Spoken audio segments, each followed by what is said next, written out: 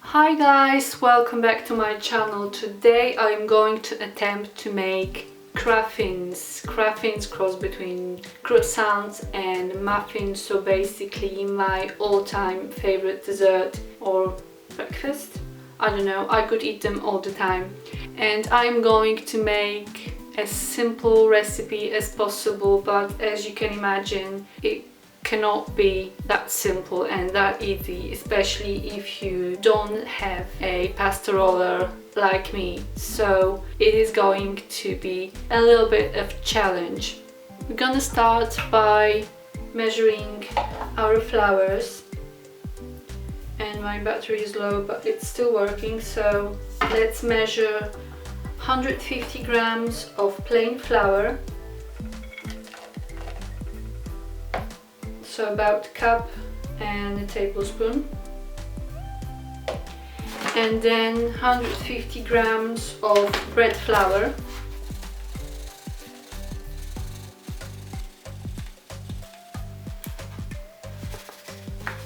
okay,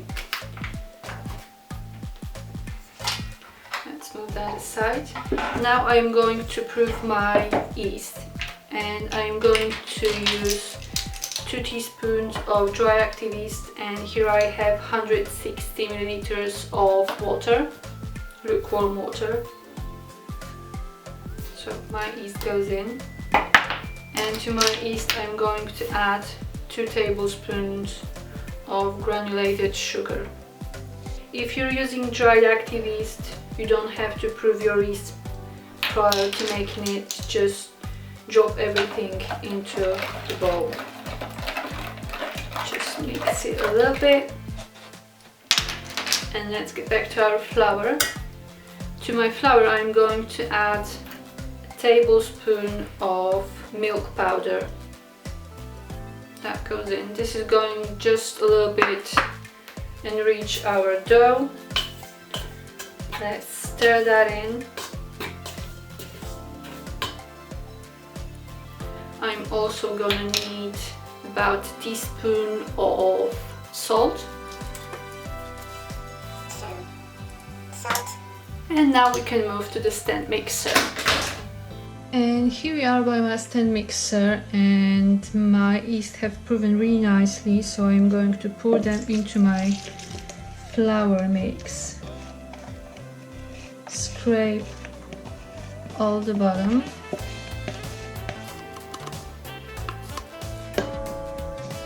And I'll mix it until everything is combined with the dough hook, and then I'm going to start adding my butter. And I'm gonna add 50 grams of unsalted room temperature butter, and after everything is combined I'm going to increase the speed and mix it for further 10-15 minutes. Okay, let's get started.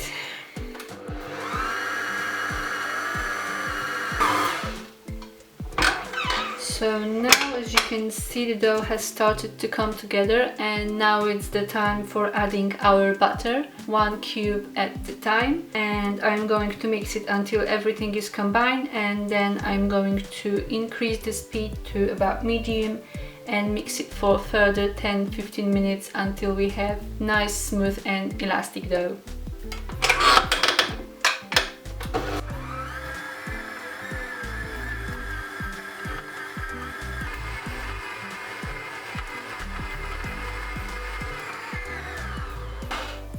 So my dough has been mixing for about 18 minutes in total, and 10 minutes after adding our butter. So as you can see, it is very elastic, very soft.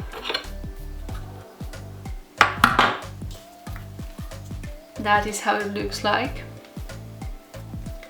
And now I'm going to leave it in my bowl, cover it with cling film and let it double its size, which should take about an hour and a half. And I'm back with my risen dough. I'm gonna sprinkle some flour on my work surface, take my dough out from the bowl,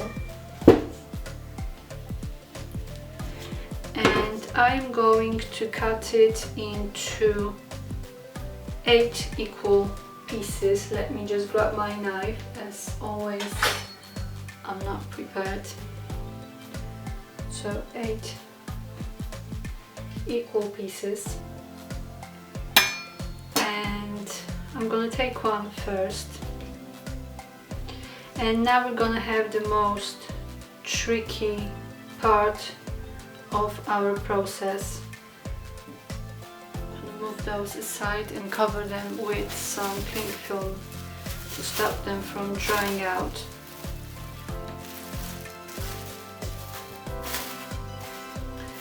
So if you have pasta roller, that's great. I actually am very jealous of you at the moment, but I don't have it. And I actually have to use my rolling pin, and I am going to roll the dough very thinly and fold it each time. So let's start rolling.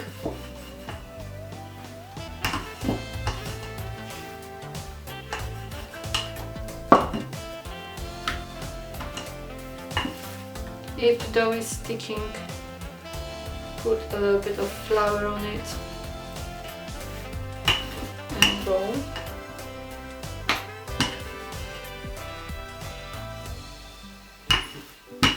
And now I'm going to fold my dough in 3.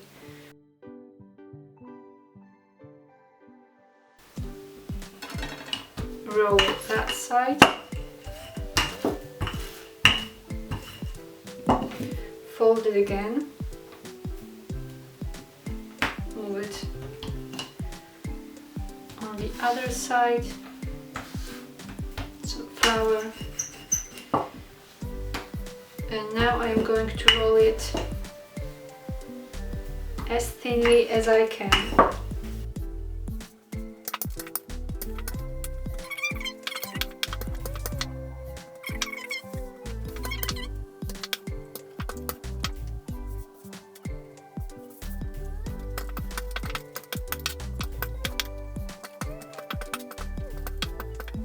And I roll the dough as thin so you can see my hand underneath.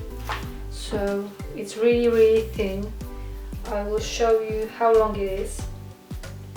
It's 38 centimeters long and its width is 10 centimeters, so that's what you're looking for. I'm going to do exactly the same with the second piece, and I'll show you the next steps. So I rolled both my pieces of dough to approximately the same length and the same thickness. I'm going to spread some butter on top of them, and I have 160 grams of butter in total. Very soft butter, spreadable. So be gentle not to break the dough, and cover all the dough evenly with the butter. And this is our dough, as evenly covered as I could do it. And now we need to roll it just like you would with a cinnamon bun, as thick, as tightly as you can. Roll. Don't worry if it doesn't look too even. And then you're gonna put first roll on top of the other, and then roll again until you have nice thick roll. So here is our little sausage, and I'm going to cut it lengthwise. And here is the inside of our rolls. Now I'm going to show you how to put them into your pan. And of course I have mine already prepared, greased and floured, and remember to do this. So roll this like that, the cut side facing outside of the tin, and drop it in. and I'm going to do exactly the same with the rest of my dough, and then I'll let it rise again for about an hour, and I'll show you the results after second proofing. And here are my resin cruffins. As you can see, they puffed up really nicely, and I've been proofing them actually for an hour and a half, so if you don't see yours rising after an hour, then give them a little bit more time, don't rush them.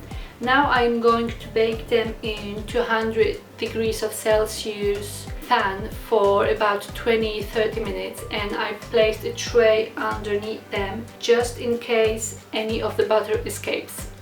And here are my babies. They look absolutely amazing, and I can't wait to tuck in, but well, I still have to wait 15 minutes until they cool a bit, and then I'll show you how they look inside. And I'm back, guys, with my cruffins. That looks absolutely amazing. Look at all of these layers. I hope that you can see them, and I'm going to open it for you. Oh, it's nice and fluffy, and all these layers comes separately. All you need to do is put a little bit of homemade strawberry preserves and enjoy. I definitely will. So go ahead, make it yourself, and let me know how they turn out for you. Bye!